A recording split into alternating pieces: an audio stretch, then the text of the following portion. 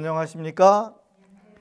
네, 저는 여주 이천지구 모전동 본당 주임 신부 서동조 유스티노입니다. 네, 이렇게 여러분들과 함께 이 시간 하게 되어 하느님께 감사드리고 여러분 모두 환영합니다. 네, 오늘 제가 여러분과 함께 나눌 내용은 사랑의 기쁨 제2장 오늘날 가정의 현실에 대해서 함께 살펴보는 시간을 가지려고 합니다. 그래서 구체적으로 제가 준비한 원고들을 중심으로 이렇게 좀 이야기들을 나누기 전에 마치 그림을 그릴 때 스케치하는 느낌으로 이 2장이 어떻게 되어 있는지에 대해서 좀 먼저 간단히 설명을 드리고 그리고 시작하려고 합니다. 이제 2장은 이제 제가 보았을 때 이제 이런 구조로 되어 있는 것 같아요. 그래서 먼저 처음에 이렇게 소개를 하고 서론이라고도 할 수 있겠어요. 소개를 하고 나서 그 다음에 오늘날의 현실에 대해서 이제 이야기를 하기 시작합니다. 오늘날의 현실에 대해서. 그래서 오늘날의 현실이 어떤지에 대해서 이렇게 하는데 이 문헌에서는 뭐라고 이야기하냐면 문화적 요소들이라는 단어를 사용을 합니다. 그래서 우리가 살고 있는 개인 그리고 가정이 이렇게 접하게 되는 경험하게 되는 문화적인 요소들이 무엇인지에 대해서 먼저 이렇게 소개를 해주고 있어요. 그리고 나서 이 현실 안에서 우리 교회는 어떻게 대응해 왔는지를 이제 또 이렇게 알려주고 있어요.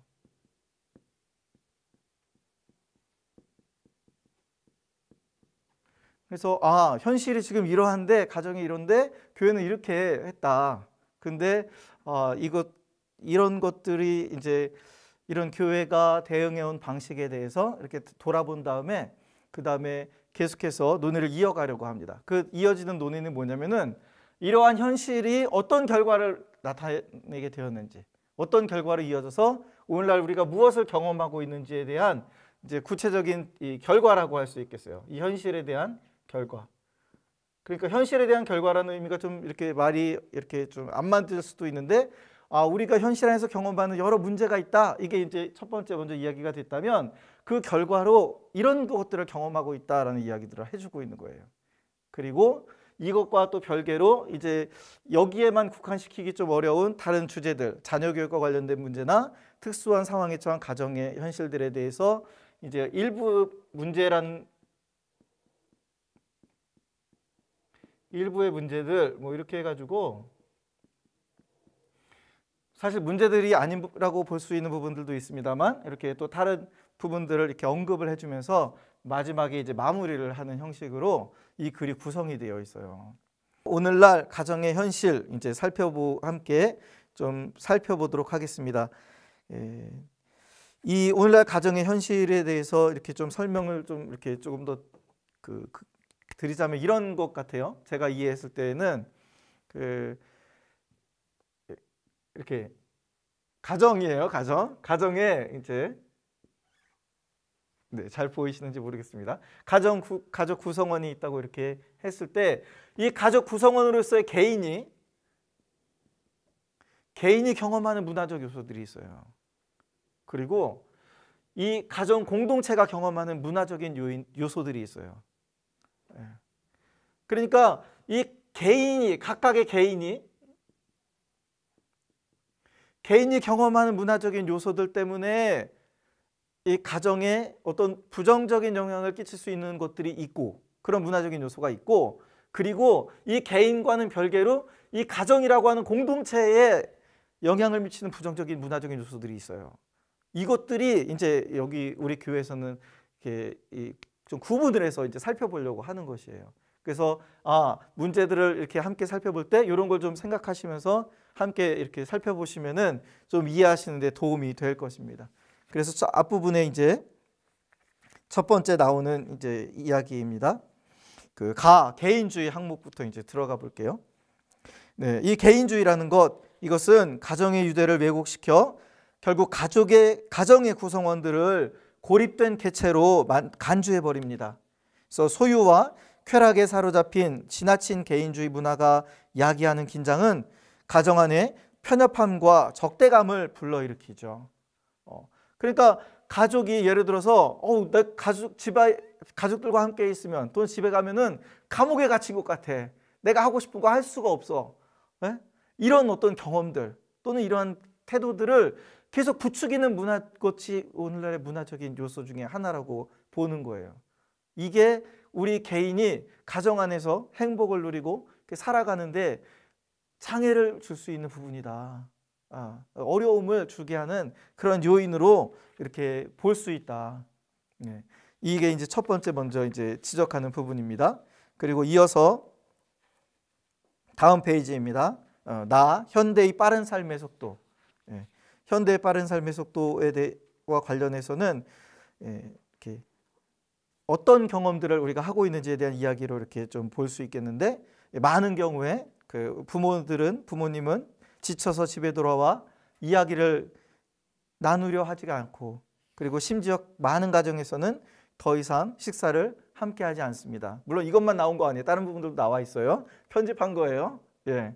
그래서 이렇게 현대의 삶의 속도가 빠르다 보니까 우리가 가족들이 함께 하는 기쁨, 함께 할 수 있는 기회, 이것 자체들이 계속 이제 그런 경험할 수 있는 기회가 줄어들고, 그리고 그것들이 우리가 이렇게 가정 안에서의 기쁨을 누리게 하는데 이 걸림돌로 작용을 하고 있다. 이제 이런 이야기가 되겠습니다.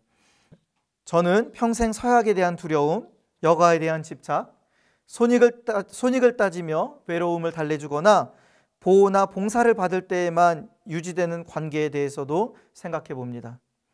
우리는 애정관계를 물건과 환경을 대하듯이 하는 태도를 의미합니다. 우리 저마다는 서로를 이용하고 버리고 낭비하고 파괴하며 쓸 수 있는 때까지 착취하고 쥐어짭니다. 그리고 나서는 떠나버립니다. 자기중심적인 사람들은 자기 자신, 곧 자신의 바람과 욕구를 넘어설 수 없게 됩니다. 그러나 다른 이들을 이용하는 이들도 머지않아 결국에는 같은 논리로 그 자신도 이용되고 조종되며 버려지게 되는 것이에요. 그러니까 앞서 말한 예를 들어서 개성주의나 어떤 그 자유, 이런 요소들, 이런 것들이 쉽게 변하는 애정관계 안에서 어떤 영향을 미치는지를 연결시켜서 이렇게 살펴볼 수가 있는 거예요. 문화적인 요소들이 아까 이렇게 있었는데 그런 것들이 이런 결과들로 이렇게 영향을 미치는 거구나. 이렇게 연결시키려고 애쓰면서 이렇게 살펴보려고 하면서 우리가 살펴보는 것이 도움이 되겠습니다. 일부 국가들에서 많은 젊은이들은 종종 경제적 이유로 또는 일이나 학업 때문에 혼인을 미룹니다. 혼인과 가정의 가치를 낮게 평가하는 관념의 영향, 다른 부부의 실패를 보며 그 실패를 피하려는 바람, 매우 중요하고 성스러운 것으로 여기는 것에 대한 두려움, 사랑, 가정이라는 것, 이런 것들이죠. 단순히 동거하는 것만으로도 얻어지는 사회적 기회와 경제적 이익, 사랑에 대한 순전히 감정적이고 낭만적인 개념, 자신의 자유와 독립을 포기하여야 하는 것에 대한 두려움, 그저 제도적, 관료적으로만 다루어지는 것에 대한 거부감이 있는 것입니다. 그러니까 이런 사회와 노동구조라고 하는 문화적 요소가 건강하지 않고 정의롭지 않을 때 우리 개인은, 특히 젊은이들은 그런 식의 체험을 하게 되는 거예요. 그러면 그럴수록 가정을 가지려고 노력을 하지 않겠죠. 가정 공동체를 만들고 살아가려고 하는 그런 결단 내리기가 어려울 것입니다. 이어서 중독과 가정폭력입니다. 약물 중독은 우리 시대의 사회학 가운데 하나로 꼽히는 것으로, 이 때문에 많은 가정들이 큰 고통을 겪고 심지어 파괴되기까지 합니다. 알코올 중독과 도박, 그리고 또 다른 중독들 때문에도 이와 비슷한 일이 벌어지게 됩니다. 위기에 처한 가정은 자기 가족들을 도울 수 있는 능력을 잃었습니다. 우리는 파괴된 가정 안에서 발생하는 이러한 와해의 심각한 결과를 보게 됩니다. 곧 정착하지 못하는 젊은이, 버림받은 노인, 살아있는 부모에게 버림받은 아이들, 원칙이 없어 방향을 잃고 살아가는 청소년입니다. 가정폭력은 새로운 형태의 사회폭력을 양산합니다. 가족관계는 또한 개인의 폭력성의 원인을 설명해 줄 수 있습니다. 이러한 폭력성은 종종 대화가 부족하거나 방어적 성향이 짙으며 가족들이 서로에게 힘이 되지 못하는 가정에서 나타납니다. 그리고 함께하는 가족 활동이 없고 부모의 관계가 흔히 갈등과 폭력으로 얼룩져 있으며 부모와 자녀가 서로 적대시하는 경우에도 그러합니다. 가정폭력은 기본적인 인간관계에서 분노와 증오를 키우는 온상이 됩니다. 그래서 이 중독과 가정폭력 오늘날에 갈수록 이제 우리가 더 이렇게 그런 이야기들을 소식들을 이렇게 중독과 가정폭력으로 고통받는 이야기들을 더 자주 들을 수 있게 되는데 그것이 이 앞서 언급한 어떤 문화적인 요소들과 연결이 되는 부분들인지 여러분들 계속 나중에 문헌을 보실 때 연결시키려고 하면서 이렇게 좀 살펴보셨으면 좋겠어요. 아, 좋다. 이런 문제들이 있다. 이거는 어디서부터 오는 건가? 이런 식의 질문들이 필요하겠습니다. 가정의 행복은 세상과 교회의 미래에 결정적인 역할을 합니다.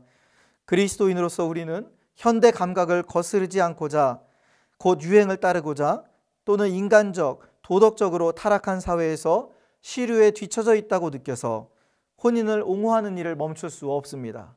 주장하는 거예요, 우리 교회가. 그래서는 안 된다. 이를 멈춘다면 우리는 우리가 세상에 줄 수 있고 주어야 하는 가치관을 제시하지 않게 되는 것입니다. 마치 모든 것을 변화시킬 수 있는 듯이 오늘날 존재하는 악들을 단순히 말로만 비판하는 것은 아무런 소용이 없습니다. 또 순전히 권위로만 규범을 강요하는 것도 도움이 되지 않습니다. 우리는 혼인과 가정을 선택해야 하는 이유와 동기들을 제시하는 데에 더욱 커다란 책임을 느끼며 많은 노력을 기울일 필요가 있습니다. 가정은 사회에 꼭 필요한 재화이기에 보호받아야 합니다. 특히 오늘날과 같이 정부가 정책을 세우는 데에 혼인과 가정에 거의 관심을 두지 않는 때에 교회는 혼인과 가정을 모든 공격에 맞서 보호하고 증진하는 일을 늘 자신의 사명으로 여겨왔습니다. 가정은 법, 경제, 사회, 재정 분야에서 공권력이 적절한 가정정책을 수립할 것을 기대할 권리가 있습니다. 그러니까 이런 내용들을 우리가 알고 있게 되면은 아까 우리가 이제 이 불의한 사회와 노동구조에 대해서 언급을 했습니다만 우리가 우리의 선거권을 통해서 우리의 지도자들을 뽑을 때 그럴 때 이러한 가치들을 하도록 이 가정을 위한 혼인의 가치들이 보호될 수 있는 정책을 수립하도록 우리가 그런 정책을 세우는 후보들을 우리가 지지할 수 있겠죠. 또는 우리가 뭐 시청이나 구청이나 이런 요청할 수 있는 곳에 어떤 요구들을 지속적으로 함으로써 정책을 개발하도록 우리가 계속 요구를 할 수도 있을 것입니다.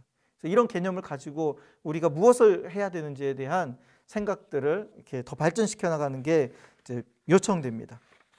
오늘 지난 시간부터 해서 오늘 2장까지 이렇게 살펴본 내용들을 한번 읽어보시면서 좀 가정을 어떻게 바라보아야 하는 것인지 그리고 그 가정의 원인이 개인에게만 책임을 물을 수도 없다는 것, 우리 가정을 둘러싼 문화적인 요소들 역시 중요하다는 것, 그리고 이것들이 복합적으로 작용하면서 어떤 부작용들을 만들어내는지를 아는 것, 이런 것들이 중요하다는 것을 우리가 알아야 되고, 그리고 그것은 우리 개인의 알무로 끝나는 게 아니라 공유되어야 돼요.